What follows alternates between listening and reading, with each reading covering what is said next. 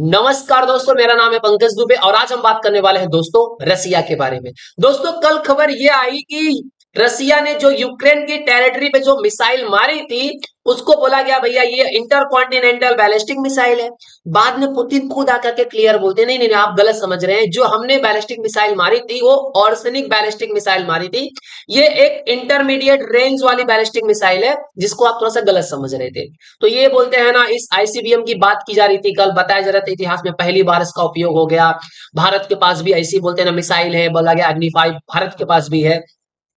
Plus यहाँ पे ये भी खबर आ रही, पुतिन बोल रहे हैं यूके को, भैया तुमने स्टॉर्म शैडो दिया था ना मिसाइल यूक्रेन को मारने के लिए हमारे ऊपर, अब अगला जो हमला करेंगे, ये जो बैलिस्टिक मिसाइल हमने मारी है ना यूक्रेन में, वो तुम्हारे ऊपर भी मारने वाले हैं। मतलब सीधा धमकी दे डाली किसको, यूके को। प्लस खबर ये भी आ रही है रसिया ने क्या किया है, नॉर्थ कोरिया को millions barrels of oil provide कर दिया, भैया लेकर के जाओ। यहाँ पे सैंक्शन वैंक्शन तक तेल लेने गया सैंक्शन। यही खबर थी दोस्तों, इसकी वजह से बोलते हैं ना किम जोंग उनको हल्के में मत लेना। इसलिए आपने सुना कि 15,000 से ज्यादा सेना बोलते हैं ना यूक्रेन में लड़ रही है नॉर्थ कोरिया की, 50,000 और आने वाली है। अभी तो मतलब चल रहा है, उसको अफवाह नहीं बोल सकते। प्लस ये भी चीजें आ रही हैं कि अब यहाँ पे वर्ल्ड वॉर 3 एकदम कंफर्म कर दिया गया है यूक्रेन के एक्स कमांडर की तरफ से। इनका कहना है कि नॉर्थ कोरिया, ईरान, चाइना ये सब क्या कर रहे हैं, रशिया की साइड ले रहे हैं। इन्होंने ये नहीं बोला कि नेटो वेस्टर्न कंट्रीज हमारी साइड ले रही है। तो चलिए दोस्तों फटाफट समझ लेते हैं कि जो रसिया ने जो यूक्रेन की जो टेरिटरी पे जो मिसाइल्स मारी थी, पहले कौन सी थी और अब कौन सी मारी, उसके जरा डिटेल समझते हैं।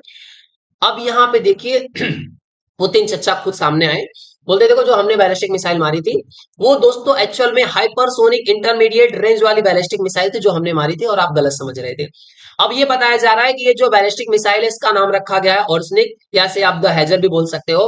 अब बोला गया है साउंड की से बोलते हैं ना 10 टाइम्स ये क्या है, फास्टर है। और ये एक बात बहुत अच्छा इन्होंने बोल दिया कि जो मॉडर्न एयर डिफेंस सिस्टम था यूएस का और यूरोप का, इसको इंटरसेप्ट नहीं कर पाया। इनका सिंपल लैंग्वेज यही कहना था चाहते थे कि हमने जो बैलिस्टिक मिसाइल मारी वो जा करके यूक्रेन के अंदर गिरी, और वहां पे यूरोप का और यूएस का बोलते हैं ना डिफेंस सिस्टम लगा करके रखा था, उसको इंटरसेप्ट नहीं कर पाया। मतलब यहाँ पे इन्होंने बोलते हैं ना ये भी दिखा दिया कि हमारे मिसाइल का इतना पावर है कि तुम्हारा डिफेंस सिस्टम हमारे मिसाइल को पकड़ भी नहीं पाया। उसके साथ ही साथ दोस्तों रसिया ने एक चीज और क्लियर कर दिया, बोला देखो जब इसराइल ने ईरान के ऊपर आक्रमण किया था तो इसराइल ने बोला कि हमने ईरान के सारे S-300 क्या कर दिए, उड़ा दिए। उसके बाद भारत में भी चिंता होने लगी, यार हमने भी S-400 खरीदे हैं, S-500 हम रसिया के साथ बनाने वाले हैं। तो ऐसे में ये काम करेगा कि नहीं करेगा, तो रसिया ने बोला नहीं काम करेगा, बकायदा काम करेगा। यूएस ने जो यूक्रेन को लॉन्ग रेंज वाली मिसाइल दी थी जिसका रेंज कितना था, 300 किलोमीटर, 6 मारी थी हमने, 5 मार करके गिरा दी, और छठवां थोड़ा सा भी बोलते हैं ना आधा आधा आधा डैमेज कर पाया था, मतलब 6 की 6 उड़ा दी। प्लस ये स्टार्म शैडो जो दिया था यूके ने, उस जिसकी रेंज बताई जा रही थी 250 किलोमीटर, उसको भी क्या किया, रसिया के S-400 ने मार करके गिरा दिया। तो यहाँ पे एक चीज तो क्लियर है, मतलब कि S-400 अच्छा काम करता है। अब यहाँ पे बताया जा रहा है कि अगर यूक्रेन के पास जो लॉन्ग रेंज वाली मिसाइल है, अगर वो बोलते हैं ना यूक्रेन चलाएगा तो ये इतने एरिया को क्या करने वाला है, वो कवर करने वाला है, उससे आगे जाने वाला नहीं, जो अभी इनके पास जो लॉन्ग रेंज की मिसाइल्स है।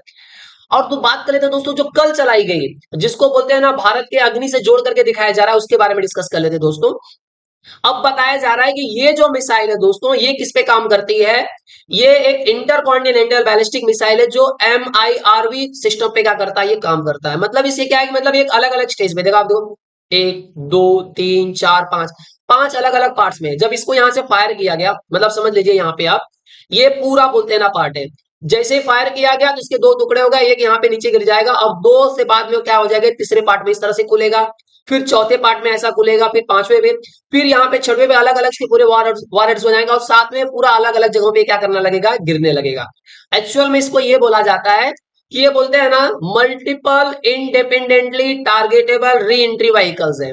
पहले तो आपने क्या किया, उसको ऊपर मार दिया, यहाँ पे पहुंचेगा, उसके बाद ये बोलते हैं ना यहाँ से अलग अलग टारगेट निकाल करके जहां जहां गिरना रहेगा भाई वहां पे गिरना का काम शुरू कर देगा।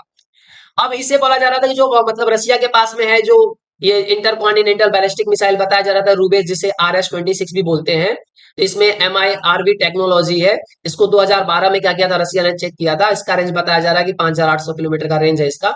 इसके अंदर न्यूक्लियर और नॉन न्यूक्लियर दोनों वॉरहेड्स लगा सकते हो, यहाँ पे है।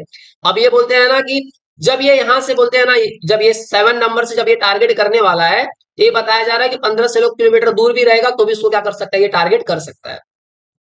तो चलिए, तो ठीक है दोस्तों, ये सब हो गया। जरा भारत के बोलते हैं ना पर्सपेक्टिव से बात करें कि जो भारत का जो अग्नि है उसके बारे में जरा थोड़ा सा बात कर लेते हैं।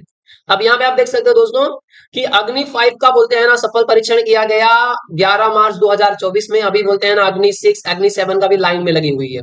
तो अगर हम बात करें अग्नि फर्स्ट की, जो बोलते हैं ना जब टेस्ट हुआ था 2012 में, 2013 में अग्नि सेकंड टेस्ट किया था हमने, 2015 में अग्नि 3, और 2015 में ही हमने क्या कर लिया था, अग्नि 4 का भी टेस्टिंग कर लिया था।